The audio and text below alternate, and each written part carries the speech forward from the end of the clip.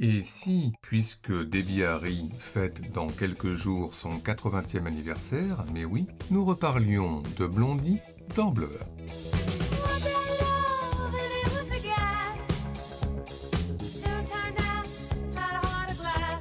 En effet, le groupe emmené par Debbie Harry et Chris Stein a depuis toujours entretenu des rapports très féconds avec le 7e art, de quoi bien évidemment faire un petit point sur la question. Alors tout d'abord, Blondie, le groupe, est apparu au cinéma, en tous les cas une fois. Cela se passe dans l'un des premiers films d'Alan Rudolph, Roadie, qu'il réalise en 1980, avec donc ici une performance live de Debbie Harry et ses collègues, reprenant le Ring of Fire de Johnny Cash.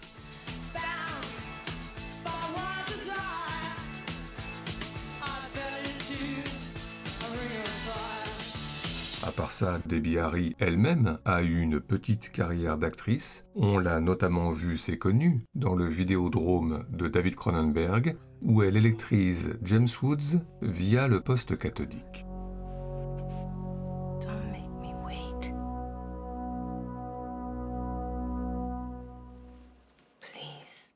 Sinon, on s'en voudrait de ne pas citer ce Downtown 81, film culte qui suit les déambulations nocturnes du peintre Jean-Michel Basquiat dans un New York interlope et qui croise sur la fin une Debbie Harry au plus mal, mais qui va se transformer via un baiser d'un autre temps en fée. It's such a great kiss. I really thought you were a princess. Oh, well, watch this, baby. Mais à part ça, eh bien Blondie et Debbie Harry ont été incarnés. Cela se passe dans le film CBGB de Randall Miller, qui évoque l'émergence de la scène punk fin 70 à New York, avec ici une Malin Ackerman en Debbie Harry, entamant sur scène Dennis, l'un des premiers succès du groupe.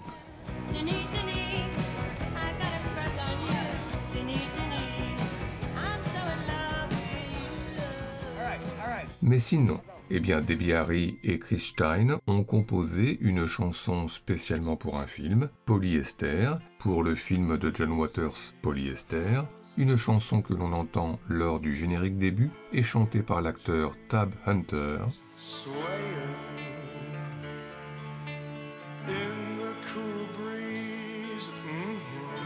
Mais sinon, ce sont bien évidemment les chansons préexistantes de Blondie qui ont été abondamment citées.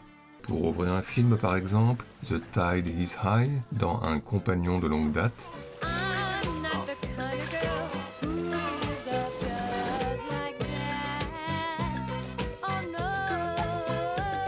ou pour clore un film, Picture This, dans le film espagnol Los Cronocrímenes.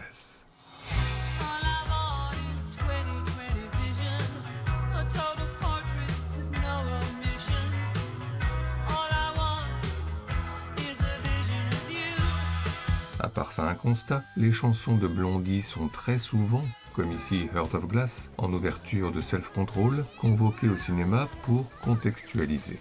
C'est que Blondie a tant marqué la scène new-yorkaise fin 70 et début 80 qu'entendre la voix de Debbie Harry suffit souvent pour nous replonger dans l'époque.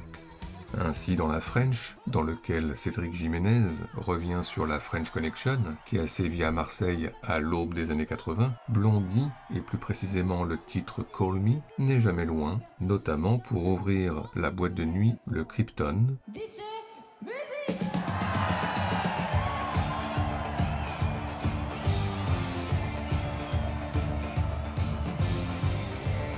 Et de même, lorsqu'il s'agit d'évoquer les derniers jours du disco, Whit Stillman, lui aussi, fait appel au titre de Blondie, et notamment The Tide is High.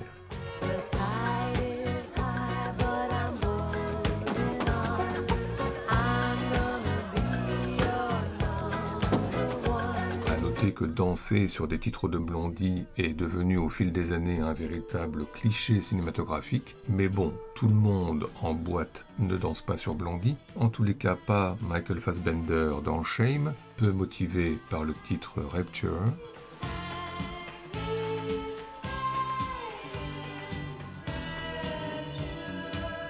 Ni Mathieu Kassovitz dans La vie d'une autre, pas emballé par le titre Maria, contrairement à Juliette Binoche.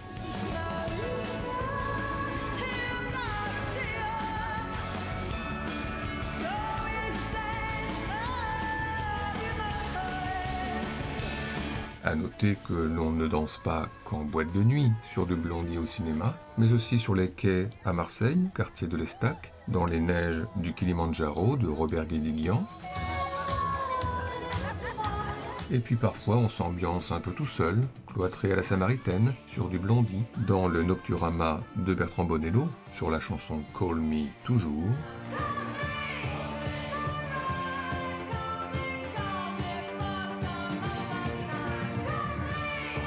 C'est que la musique de Blondie, plutôt festive, illustre souvent des scènes d'emballement. C'est par exemple la chanson Atomique, qui retentit lors de ce match de foot féminin, dans Joue-la comme Beckham, avec une Keira Knightley efficace.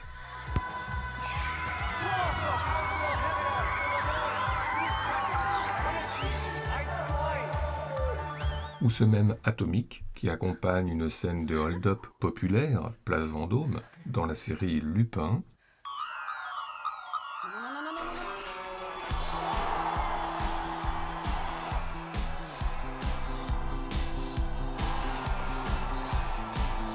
Ce qui nous fait penser au vol ou l'emprunt d'un car scolaire dans Les Petites Chéries sur One Way or Another.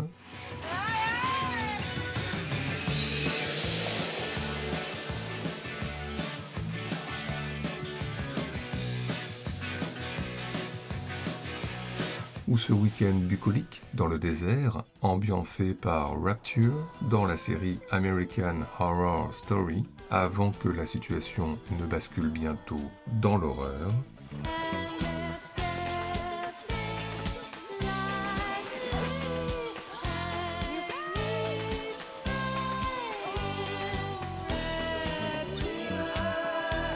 C'est que la musique de Blondie, liée au punk, a aussi une dimension sulfureuse et violente, qui correspond notamment à l'image du New York de la fin des années 70, et les chansons du groupe accompagnent aussi parfois des scènes d'horreur. Alors ici, dans La main du cauchemar, l'un des premiers films d'Oliver Stone, les prémices de l'horreur sur la chanson Union City Blues, avec un Michael Caine plutôt inquiétant.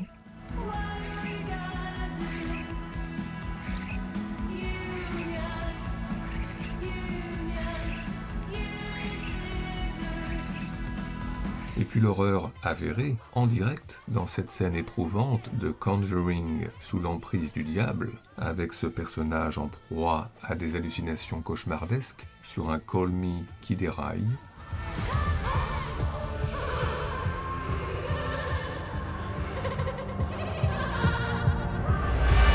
Alors mieux vaut parfois un contrepoint à l'horreur, comme le propose J.J. Abrams dans Super 8, avec l'horreur au second plan, et au premier, un Heart of Glass décalé, écouté au Walkman.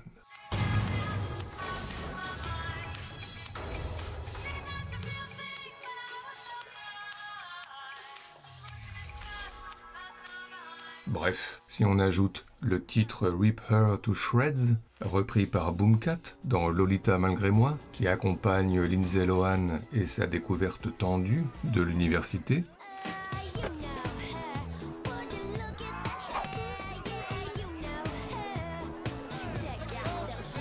et In the Flesh, repris par Ryan Levin lors du générique de fin de Jennifer's Body,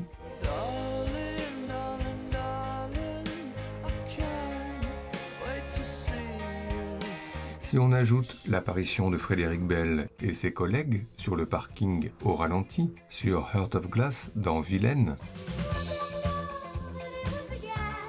et l'apparition d'Al Pacino à l'aéroport au ralenti, sur Heart of Glass aussi dans House of Gucci, on peut dire que Blondie est au cinéma partout, surtout si l'on n'oublie pas l'étau de Kirill Serebrennikov avec la pochette de l'album Hit to the Beat redessiné, puis une pochette d'album refaite en live. Oui, Blondie au cinéma partout, aussi bien chantée par le jeune Zayn Pais Sunday Girl dans Margot va au mariage, cold as ice cream, but still as sweet. Dry as Sunday girl. que chantée par Malina Kerman. Tiens, Malina Kerman a un Ben Stiller pas dans le mood, Rapture dans Les femmes de ses rêves. And you don't aussi bien chanté par Piper Perabo sur le comptoir, One Way or Another dans Coyote Girls,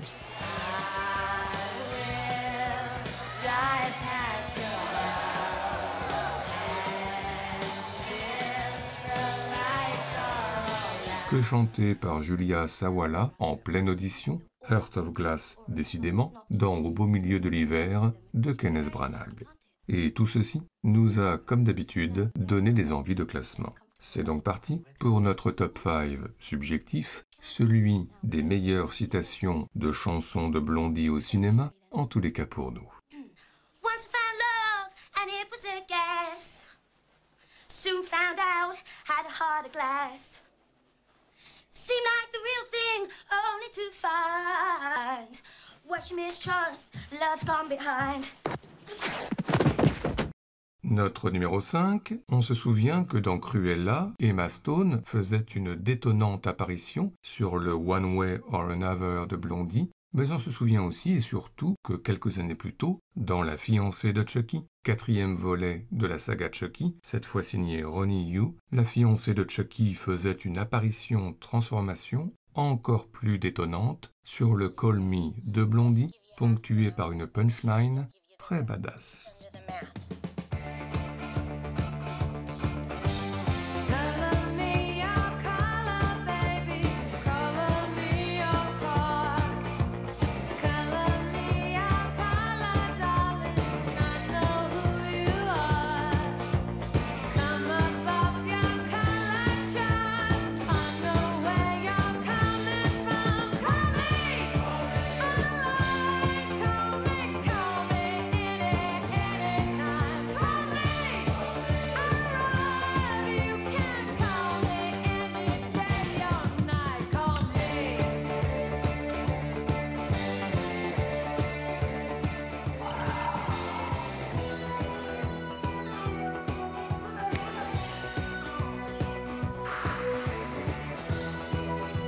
Barbie, eat your heart out. Notre numéro 4 concerne Trainspotting de Danny Boyle pour une scène de boîte de nuit que nous avons soigneusement gardée pour le top, l'apparition de Kelly MacDonald face à Ewan McGregor et sur la bande-son un enchaînement d'anthologies, Temptation par Heaven 17, puis le Atomic de Blondie, repris par Sleeper, et c'est comme ça que Mark Renton est tombé amoureux.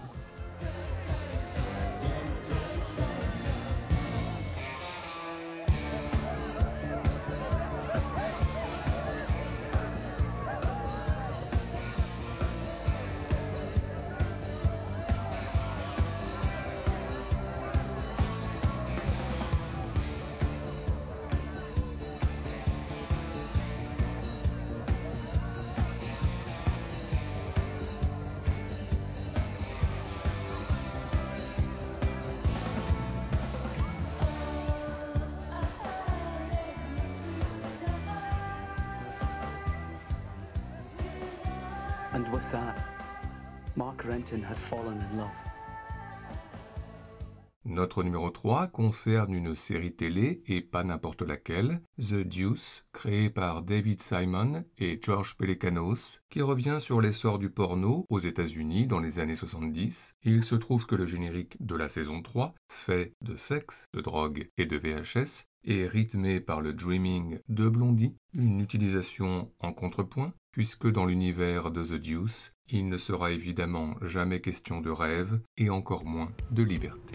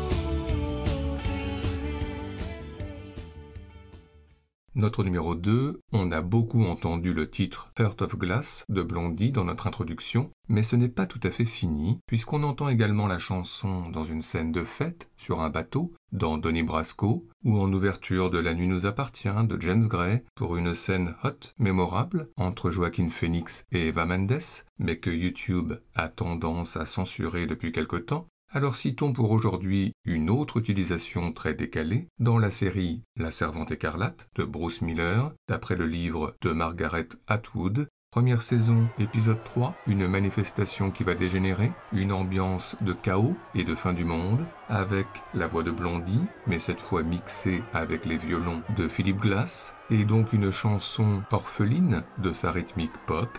Ne reste alors plus que la froideur des mots, le tragique et les yeux pour pleurer.